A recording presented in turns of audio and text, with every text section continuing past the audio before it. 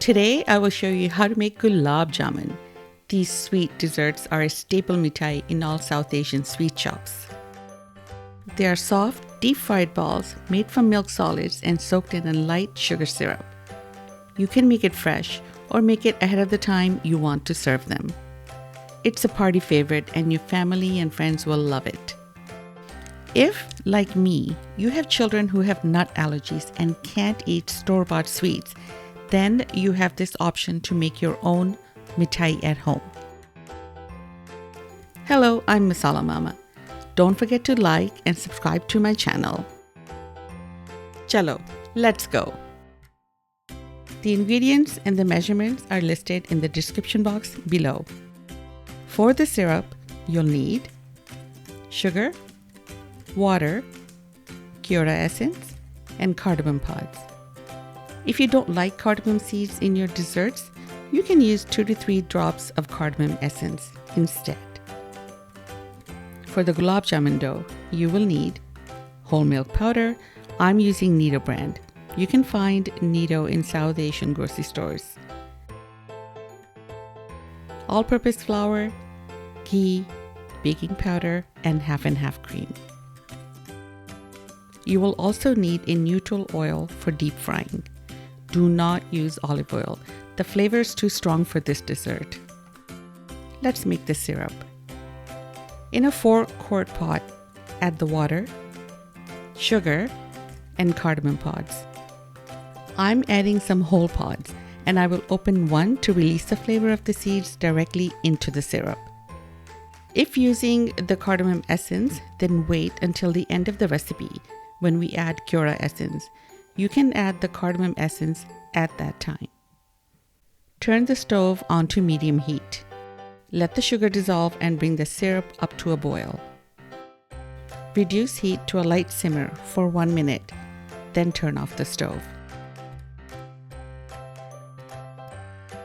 For the dough, in a bowl, place your milk powder, flour, baking powder, and lightly mix.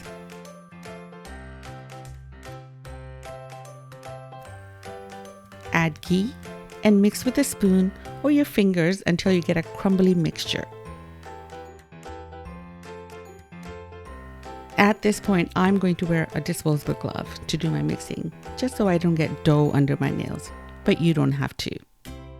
Start adding the half and half cream, a tablespoon at a time, and mix the dough until soft and smooth, but not sticky.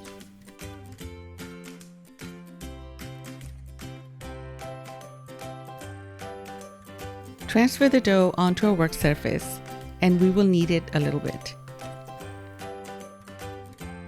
My dough was still a little dry, so I added some half and half cream to smooth it out a little. In order to get even-sized dough balls, you can use a 1 teaspoon measure to scoop out the dough, then roll it between your palms into a smooth ball, like this one. Make all your balls and keep in a plate nearby to fry.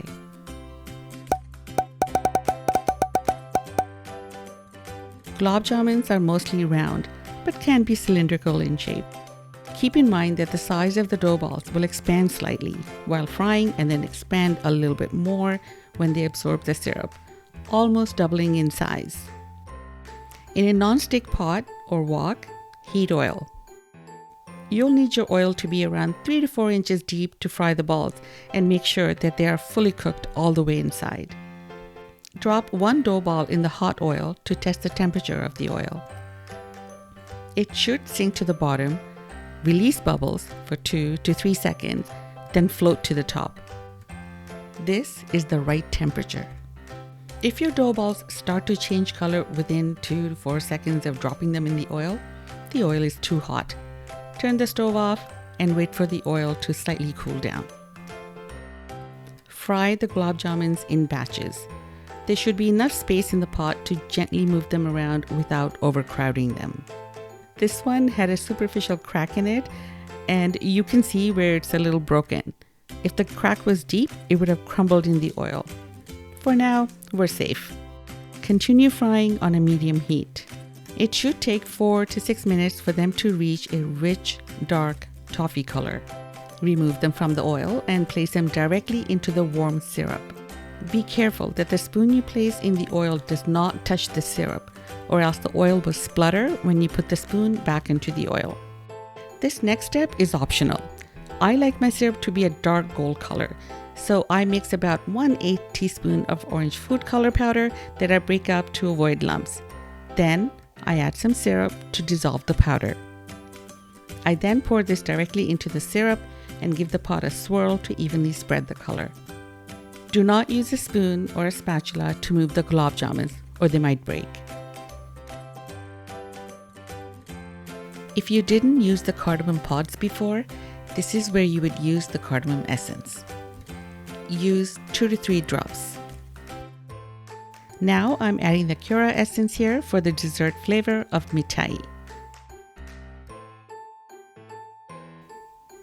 Look at these beautiful gulab jamuns that are almost ready to be eaten. Almost. I will cover the pot and let the gulab jamuns absorb the warm syrup for 10 to 15 minutes. Gulab jamuns can be served warm or cold. I prefer them as a cold dessert after a spicy meal, as they just hit the spot. They spring back when gently pressed down. See how easily the knife cuts into the gulab jamun? They are ready to be cooled and served. Pour the syrup on top.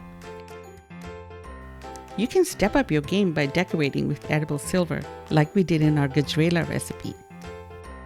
And here you have them. Aren't they super gorgeous? Let me show you how good this looks on the inside. This looks good, and I know it will taste even better. We hope you enjoyed watching this video. Any questions can be posted in the comment section below. Don't forget to subscribe, like, and share our videos. Until next time, Masala Mama out.